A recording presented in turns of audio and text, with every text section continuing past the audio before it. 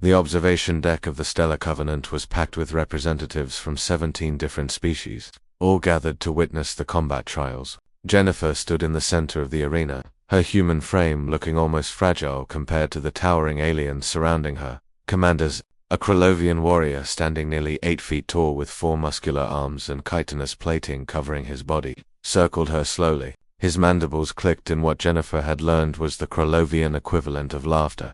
This is the famous human warrior. Zexter's voice boomed through the arena's translators. She moves like a hatchling, learning to walk. No armor, no exoskeleton, no additional limbs. He turned to the crowd, spreading all 4 arms wide. The Galactic Council sends me this as a challenge. More laughter rippled through the alien spectators.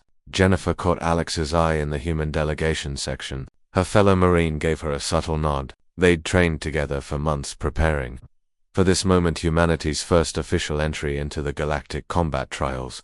Your species fights with grace. Human, Zexter continued, his tone dripping with condescension. Dancing, spinning, all very entertaining. But grace does not win wars. Power wins wars. He slammed his 4 fists together, creating a sound like thunder. Jennifer remained silent, her breathing steady, her stance loose. She'd studied Krolovian physiology for weeks. She knew their strength's incredible durability, multiple limbs for simultaneous attacks, regenerative capabilities, but she also knew their weaknesses.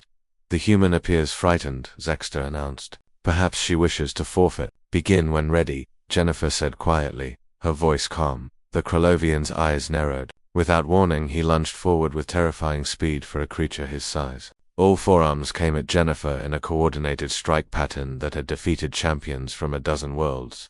Jennifer moved out to the alien observers. It seemed almost impossible. The human's body flowed like water, bending and twisting in ways that shouldn't have been feasible. Zexter's first 2 strikes hit nothing but air. His second pair of arms came around for a pincer movement, but Jennifer had already dropped low, sweeping beneath his reach. Stand still, Zexter roared, frustration creeping into his voice. Jennifer didn't respond. She danced around him, her movements precise and economical. Every dodge took her mere inches from his attacks, close enough that several aliens gasped, but never close enough to connect. This is your strategy. Zexter laughed again, though it sounded more forced now. To run, to hide. Face me with honor. Jennifer's eyes flickered to his left knee, joined the weakness in Krolovian armor she'd identified during her research. Their chitinous plating was nearly impenetrable, except at the joints where flexibility was required. She stopped retreating. Zexter's confidence surged back. Finally, he charged forward, all 4 arms coming down in a devastating overhead strike meant to crush her into the floor. Jennifer stepped inside. His richer move that made Alex wince in the stands. To anyone else, it looked like suicide. She was now surrounded by all 4 of the Krolovian's limbs, his enormous mass bearing down on her.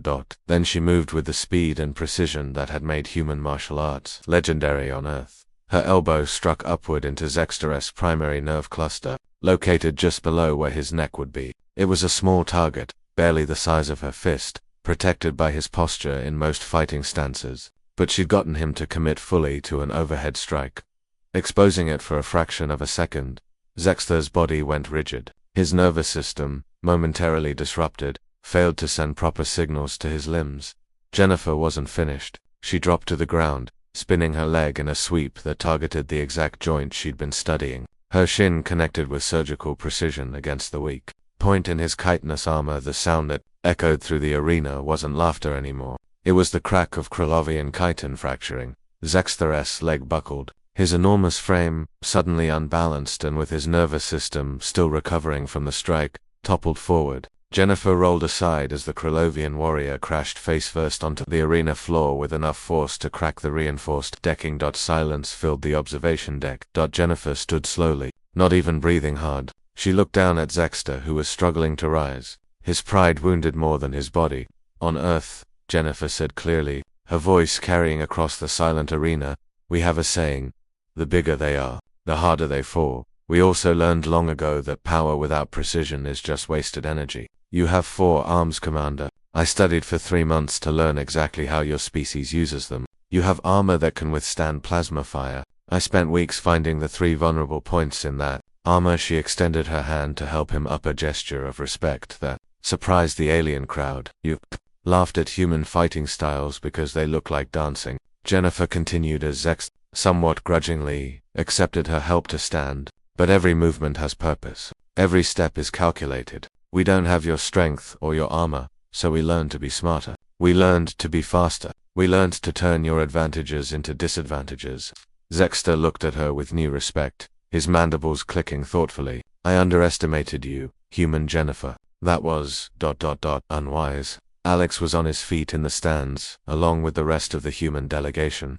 Their cheers finally breaking the stunned silence. Other species began to murmur among themselves, reassessing their opinions of humanity. Jennifer bowed to Zexter with proper Kralovian respect. The match is yours if you wish to continue, Commander. That was just first contact. For the first time, Zexter's laughter wasn't mocking, it was genuine, filled with appreciation. No, human, the victory is yours. And the lesson, he turned to address the crowd. Let it be known across the galaxy, do not mistake human grace for weakness. Do not confuse their flexibility for fragility. And never underestimate a species that turned their physical disadvantages into tactical advantages. As Jennifer left the arena, she caught Alex's grin. They both knew this was just the beginning. Humanity had just announced its presence on the galactic stage, not with overwhelming firepower or superior technology, but with the one thing humans had always excelled at, adaptation. The galaxy was about to learn what HFY really meant.